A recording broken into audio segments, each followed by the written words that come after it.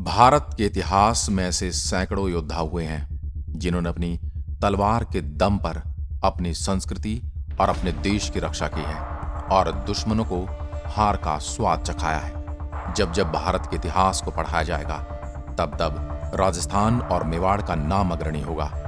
आज हम इस वीडियो में आपको मेवाड़ के बप्पा रावल की शौर्य गाथा सुनाने वाले हैं। गहलोत राजपूत वंश के बप्पा रावल 8वें शासक थे। बप्पा रावल के पिता का नाम नागादित्य था। बप्पा का बाल्यकाल का नाम राजकुमार कलभोज हुआ करता था। उनका जन्म सन 713 में हुआ और उनकी मौत तकरीबन 97 वर्ष की आयु में हुई थी। महाराज बप्पा रावल के बारे में कहा जाता है कि वो अपने एक ही झटके में 2 भैंसों की गर्दन अलग कर दिया करते थे। पहनावे में 35 हाथ की धोती और 16 हाथ का दुपट्टा पहनते थे। बप्पा की तलवार का वजन 100 किलो से ज्यादा बताया जाता है और वे अपने भोजन में भी अत्यधिक भोजन किया करते थे। वैसे तो गहुलादित्य और गोहिल वंश का संस्थापक कहते हैं, पर गोहिल वंश का वास्तविक संस्थापक बप्पा रावल को माना जाता है। पंथ प्रवर्तक बप्पा रावल जिन पुण्य नामों के स्मरण मात्र से रक्त में ज्वार आ जाता है, सिर जिनकी स्मृति में श्रद्धा से झुक जाता है, ऐसे अनेक प्रातः स्मरणीय नामों में से एक नाम है बप्पा रावल। ऐतिहासिक साक्ष्यों से पता चलता है कि मेवाड़ राज्य की स्थापना 568 ईस्वी में गोहिल द्वारा की गई थी। शायद तभी से गोहिल वंश के यशस्वी शूरवीर इस भूमि पर शासन कर रहे हैं। पहाड़ों, घने जंगलों और रेगिस्तानी वीरानों में बसे इस मेवाड़ पर कभी महाराणा कुंभा, राणा सांगा और महाराणा प्रताप जैसे शक्तिशाली और प्रतापी राजाओं का शासन चलता था। समय के साथ यही गोहिल वंश गहलोत वंश और फिर सिसोदिया वंश बन गया। इतिहास के अनुसार 8वीं शताब्दी में मेवाड़ राज्य की शुरुआत बप्पा रावल से मानी जाती है। इन्हें मेवाड़ का संस्थापक भी कहा जाता है।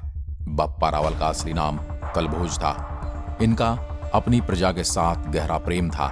यही कारण कि इन्हें प्यार से पूरा मेवाड़ बप्पा के नाम से पुकारता है। माना जाता है कि वर्तमान पाकिस्तान में बसे रावलपिंडी शहर का नाम बप्पा रावल के नाम पर ही पड़ा है। यह बात तब की है जब हिंदुस्तान पर अरब लुटेरों ने हमला कर दिया था। तो आइए जानते हैं कि आखिर मेवाड़ पर शासन करने वाले बप्पा रावल सिंध तक कैसे पहुंचे और वहां कैसे रावलपिंडी नामक शहर की स्थापना की। भारत को लूटना चाहते थे अरब आक्रमणकारी। ऐतिहासिक दस्तावेजों से पता चलता है कि गोहिल के वंशज नागादित्य को 727 ईस्वी में भीलों ने मार डाला था। यह वो समय था जब हिंदुस्तान पर अरब लुटेरों के हमलों का डर बना हुआ था। आज से लगभग 1400 साल पहले अरब के शासकों लुटेरों ने मध्य पूर्व और अरब के इलाकों को अपने कब्जे में ले लिया। इसके बाद इन्होंने मिस्र, स्पेन और ईरान को भी जीत लिया। इसी दौरान इराक का शासक अल हज्जाज अकूत संपदा से भरे पड़े हिंदुस्तान पर निगाह टेढ़ी किए हुए था। उसने कई बार यहाँ आक्रमण करना चाहा। आपसी फूट और लालच के कारण वो हमला नहीं कर पाया। हालांकि इस समय तक अरब लुटेरों ने सिंध पर छोटे मोटे हमले करने शुरू कर दिए थे। इसके बाद अल हज्जाज के भतीजे और दामाद मोहम्मद बिन कासिम ने 712 ईस्वी में खलीफा की मदद से हिंदुस्तान की उत्तर पश्चिमी सीमा से सिंध पर आक्रमण किया। उस समय राजा दाहिर वहां के राजा थे। सिंध की सीमा यूपी के कन्नौज, अफगानिस्तान में कंधार से लेकर कश्मीर और रेगिस्तान को पार कर नमक की दलदली भूमि गुजरात के कच्छ तक थी। मोहम्मद बिन कासिम ने उनके किले पर कई बार हमला किया, लेकिन राजा दाहिर की सेना से उसे हार ही मिली। फिर एक रोज कासिम ने धोखे से राजा दाहिर की सेना में अपने सिपाहियों को महिला वस्त्र पहनाकर भेज दिया। आखिरकार राज्य की रक्षा के लिए दुश्मनों से लड़ते हुए राजा दाहिर ने अपने प्राणों की आहुति दे दी। इस प्रकार अरबों ने सिंध को जीतकर उसके बड़े भूभाग पर कब्जा कर लिया। इसके बाद रास्ते में आने वाले सभी साम्राज्य अरबों के आगे कमजोर पड़ रहे थे। कोई भी शक्ति अरब आक्रमणकारियों का मुकाबला करने में सक्षम नहीं थी। वह वर्तमान अफगानिस्तान, सिंध को जीत चुका था और रेगिस्तान से होते हुए मेवाड़ की ओर बढ़ रहे थे। देखते ही देखते कुछ ही सालों में अरब आक्रांताओं ने चावड़ों, मौर्य, सैंधवों, कच्छेलों को हरा दिया। अरबों ने सिंध के रास्ते वर्तमान राजस्थान और गुजरात में प्रवेश करते हुए 725 ईस्वी तक जैसलमेर, मारवाड़, मांडलगढ़ और भरूच इलाकों पर कब्जा कर लिया। चित्तौड़ से अरबों को कैसे खदेड़ा, जब सभी साम्राज्य अरबों के आगे हार चुके थे। ऐसे में नागादित्य के पुत्र और मेवाड़ के महाराजा बप्पा रावल ने युद्ध की बागडोर अपने हाथ में ली। उन्होंने अपनी विशाल सेना को एकत्र किया और हार चुके राज्य को जीत का आश्वासन देकर अपने पक्ष में किया। बप्पा रावल ने सबसे पहले मेवाड़ के पास स्थित महत्वपूर्ण चित्तौड़ किले पर अधिकार जमाया और 734 ईस्वी में मेवाड़ में गहलोत वंश की स्थापना की। उन्होंने न केवल अरब लुटेरों को खदेड़ा, बल्कि उनके द्वारा कब्जाए गए इलाकों पर पुनः अधिकार कर उन्हें मेवाड़ राज्य में मिला लिया। बप्पा रावल का शासन 734 ईस्वी से 753 ईस्वी तक रहा। कहा जाता है कि बप्पा रावल ने 734 ईस्वी में मौर्य शासक मान मौर्य से चित्तौड़ के किले को जीता था और यहाँ की भव्यता जो आज भी उसी स्वरूप को दर्शाती है।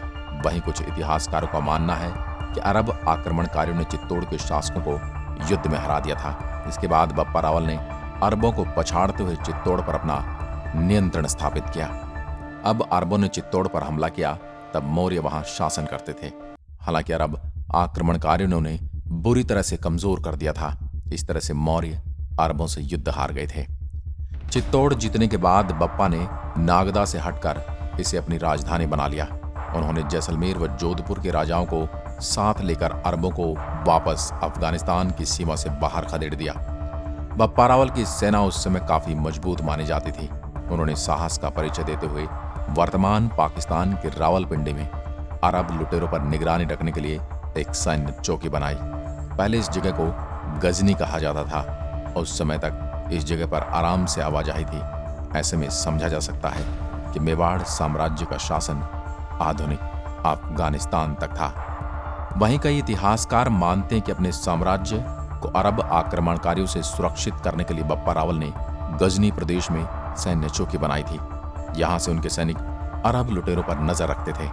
ऐसे में इस बात में कोई शक नहीं है कि जिस जगह पर सैन्य चौकियां स्थापित की गई थी उनका नाम बदलकर बप्पा रावल के नाम पर रावलपिंडी कर दिया गया। माना जाता है कि बप्पा रावल ने अन्य राजाओं के साथ मिलकर 16 साल अरब लुटेरों से लड़ाई लड़ी और उन्हें हिंदुस्तान की मुख्य भूमि से दूर रखा। इसी लड़ाई में फिर एक समय ऐसा भी आया जब बप्पा रावल ने सिंध से अरबों को पूरी तरह से खदेड़कर उनका प्रभाव हमेशा के लिए समाप्त कर दिया। 8वीं शताब्दी में उत्तर पश्चिम भारत के राजाओं और अरबों के बीच लड़ी गई राजस्थान की लड़ाई में बप्पा रावल ने महत्वपूर्ण भूमिका निभाई थी। सिंध जीतने के बाद मोहम्मद बिन कासिम ने ही चित्तौड़ पर हमला किया। उस समय चित्तौड़ में मौर्य साम्राज्यों का शासन था। इतिहासकारों का मत ये भी है कि गोहिल वंश के बप्पा रावल मौर्य सेना के कमांडर थे। ऐसे में हमला होने के बाद बप्पा रावल ने सौराष्ट्र की सहायता से मोहम्मद बिन कासिम को हराया और उसे वापस सिंधु के पश्चिम तट पर यानी वर्तमान के बलूचिस्तान तक धकेल दिया। कहा जाता है कि इसके बाद बप्पा रावल ने गजनी की ओर कूच किया और वहां के शासक सलीम को हराया। गजनी जीतने के बाद बप्पा ने वहां अपना एक प्रतिनिधि नियुक्त किया और खुद वापस चित्तौड़ आ गए।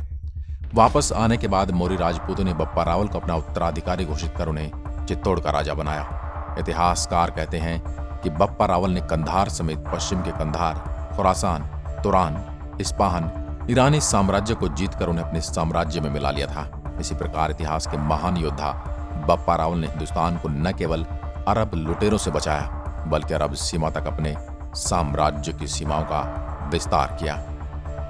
समस्त विश्व में अपनी वीरता की छाप छोड़ने वाले महान योद्धा काल भोज का देहावसान नागदा में हुआ था। वहीं उनका समाधि स्थल भी बना हुआ है। आज वह स्थान पर्यटकों के आकर्षण का केंद्र है। आज की वीडियो में बस इतना ही। अगर वीडियो पसंद आई हो तो लाइक कीजिए और ऐसी वीडियो देखने के लिए हमारे चैनल को सब्सक्राइब जरूर करें। धन्यवाद।